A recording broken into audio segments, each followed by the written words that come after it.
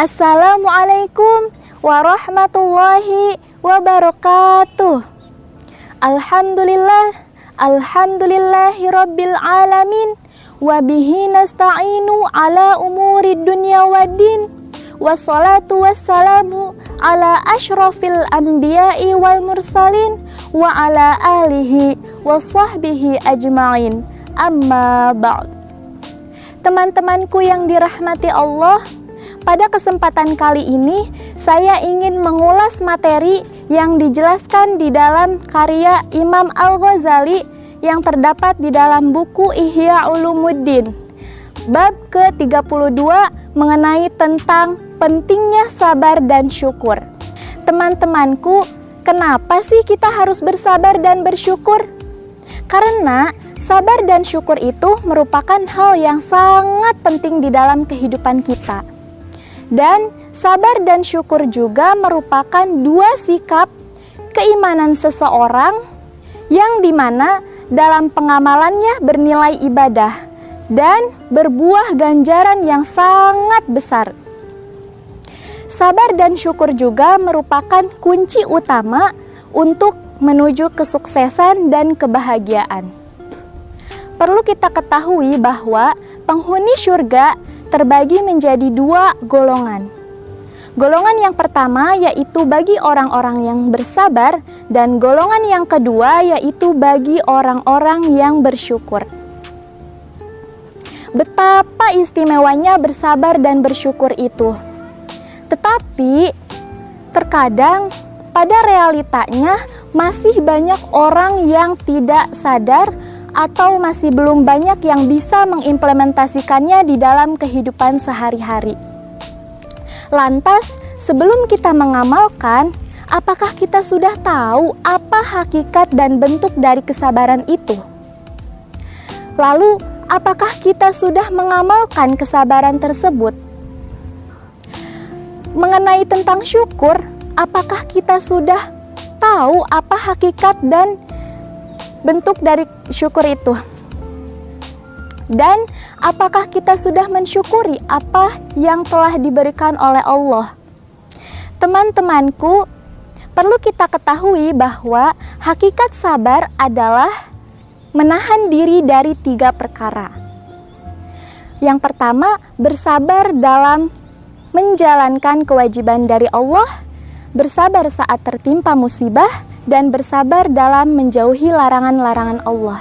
Inilah 3 bentuk perkara dari bersabar.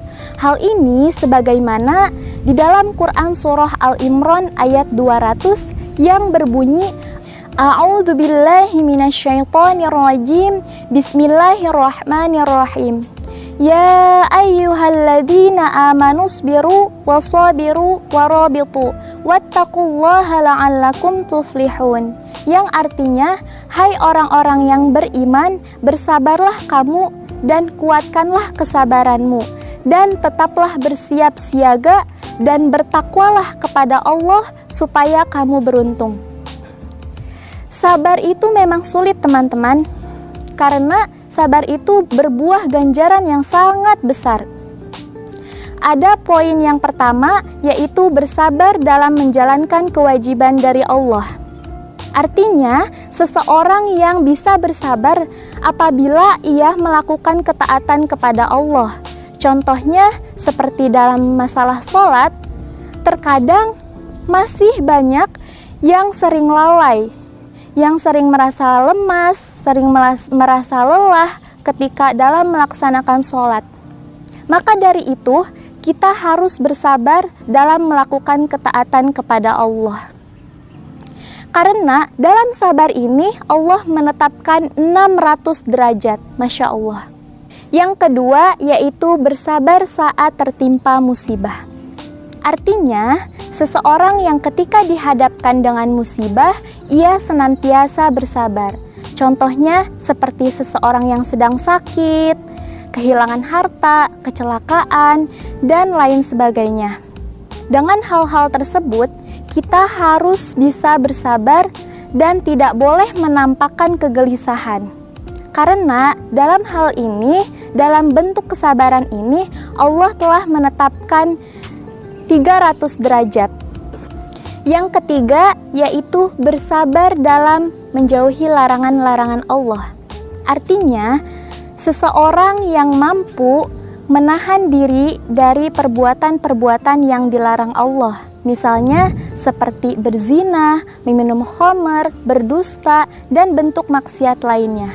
Dalam hal ini, kita harus bisa menahan diri dari hawa nafsu.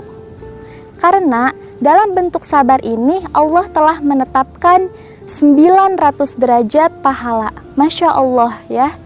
Berbicara mengenai tentang syukur, adapun hakikat syukur ialah menunjukkan ketundukan melalui hati, menunjukkan pengakuan dengan lisan, dan menunjukkan ketaatan dengan seluruh anggota badan. Hal ini sebagaimana di dalam hadis riwayat Ibnu Taimiyah yang berbunyi, artinya syukur harus dijalani dengan hati, lisan, dan seluruh anggota badan. Dan alhamdulillah hanyalah di lisan. Teman-teman, adapun bentuk dari syukur itu terdapat ada 3 poin. Yang pertama, bersyukur dengan hati. Bersyukur dengan hati ini bisa dilakukan dengan cara selalu berzikir, selalu mengingat Allah atas apa yang telah Allah berikan. Yang kedua yaitu bersyukur melalui lisan. Melalui lisan ini bisa dilakukan dengan cara mengucap alhamdulillah ketika sudah diberikan nikmat oleh Allah. Adapun bersyukur melalui dengan seluruh anggota badan bisa dilakukan dengan cara mempergunakan nikmat yang Allah berikan dalam melakukan ketaatan kepada Allah. Teman-temanku yang dirahmati Allah, perlu kita garis bawahi bahwa sabar itu terdapat dalam 3 perkara. Bersabar dalam menjalani kewajiban dari Allah, bersabar saat tertimpa musibah, dan bersabar dalam menjauhi larangan-larangan Allah. Dan adapun 3 bentuk syukur, yaitu melalui lisan, hati, dan seluruh anggota badan. Saya perlu menegaskan kembali bahwa kita sebagai umat muslim harus mempunyai sikap sabar dan syukur dalam hal kesenangan ataupun dalam kesulitan. Bersyukurlah ketika mendapat kebahagiaan dan bersabarlah ketika mendapat kesulitan. Dengan hal tersebut, kita harus mempunyai sikap sabar dan syukur. Semoga kita semua dapat mengamalkannya di dalam kehidupan sehari-hari, dan semoga kita ditempatkan di dalam surganya. Amin, amin ya Allah ya Rabbal Alamin. Demikianlah yang saya bisa sampaikan, kurang lebihnya mohon maaf. Semoga bermanfaat. Wabillahi taufiq wal hidayah. Wassalamualaikum warahmatullahi wabarakatuh.